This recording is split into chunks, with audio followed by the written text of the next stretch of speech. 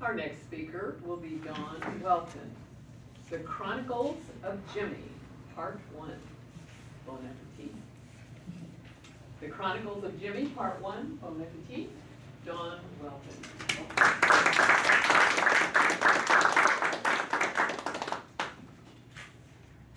Perception, a way of regarding, understanding, or interpreting something.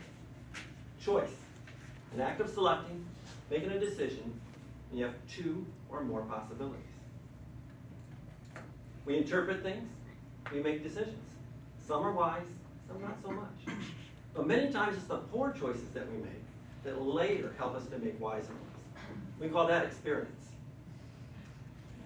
Baby Jimmy, he was born, he was the second child. Delbert and Laverne now had a perfect pair. A little girl Debbie, a little boy Jimmy.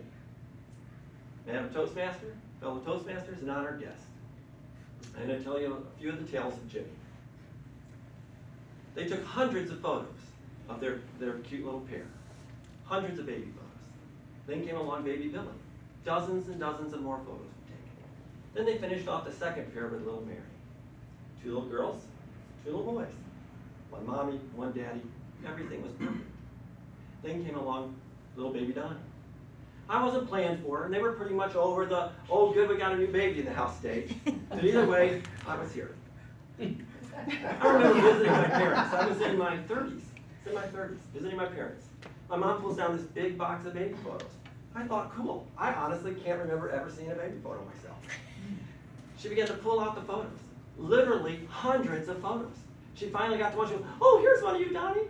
I said, really, Mom? One of me? There's hundreds of photos in there. She goes, well, there's one more in here. We just haven't found it yet. And I'm sitting there at the dining room table with this stunned look.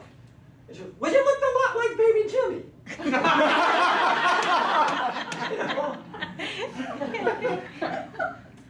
Shortly after baby Billy was born, my dad came home with a new convertible. Now, I'm saying that term loosely. A new convertible really was somebody else's old used-up convertible that hopefully had a little bit of life left in it. Delbert pulls up to the curb, honks his horn, yells out, grab the kids, we're going for a ride. Now, in those days, automobiles were not as safe as they are today. They didn't have seat belts. They didn't have airbags. They certainly didn't have child seats. On impact, those adults would be shifting, sliding, jerking, flying. And any hope of holding onto a little baby in your arms it's tougher than you think. You think you can't let go, but it's tougher than you think. I refer to that era in automotive history as launch a baby.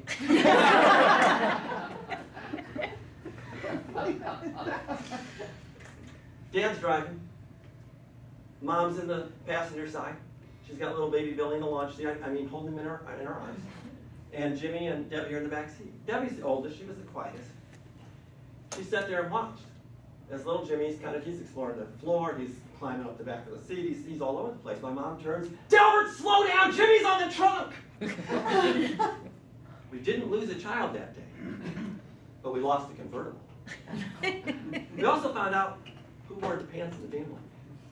Delbert, you're turning that car in today. You're never having a convertible again in your life. My dad turned the car in that day, and he never had a convertible again in his life. Little Jimmy's the type of child that just wanted to play. Mom, I'm going to go out and play. No, you got to finish your chores first. Advantage Mom. I'm going outside. He takes off. Advantage Jimmy. Mom takes off after, and she catches him, drags him back in the house. Advantage Mom. Sometime later, my mom had an accident. She broke her foot. Advantage Jimmy. She got a little better on her crutches. Back to advantage Mom. Jimmy's thinking. Jimmy grabs the crutches and goes out and plays. Advantage Jimmy. Mom thinking. She grabs the phone, calls Dad. Dad comes home from work. Advantage Mom in a spanking. Jimmy's thinking. The next day, Jimmy grabs the crutches and the telephone. That's true.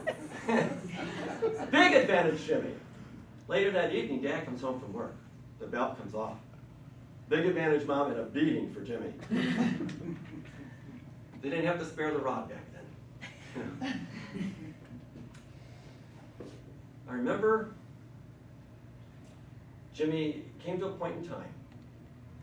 Well, I'm going to save a little bit of time right now. and honor some court-sealed documents from juvenile records. We'll skip a few years. But there comes a time in your life when you have to make two decisions. What college are you going to go to, and what career field are you going to pursue? Now, Jimmy was an overachiever because he got to make that choice a year early.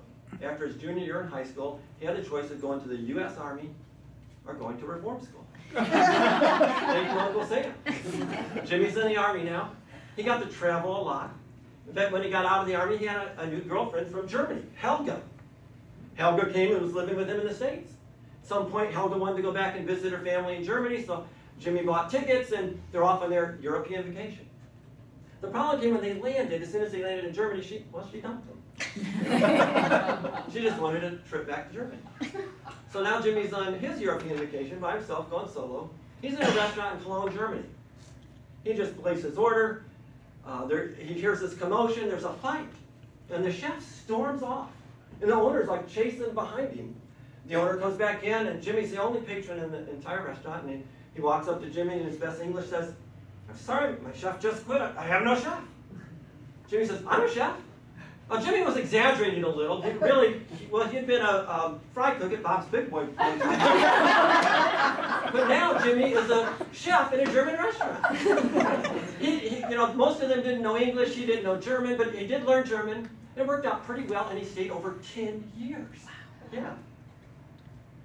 It wasn't a touristy kind of place, and very rarely Americans come in, but when they did, they're good tippers, so the waiters got excited. And one day a group of Americans come in, and this waiter comes rushing back to Jim, and he's speaking in German. My brother's fluent now, and he says, "What do I say to him in English? What do I say? What do I say?" He says, "Well, what do you want to say?" He says, like, "Bon appetit." Well, instantly, my twisted big brother goes, "Oh, bon appetit, shut up and eat." It means so this poor waiter goes out there, and he gets this pleased look on his face, and he places the food in front of him and, "Shut up and eat." Perception, choices. We make choices. We grow from them. We move on. Bon appetit or shut up and eat. It's your choice.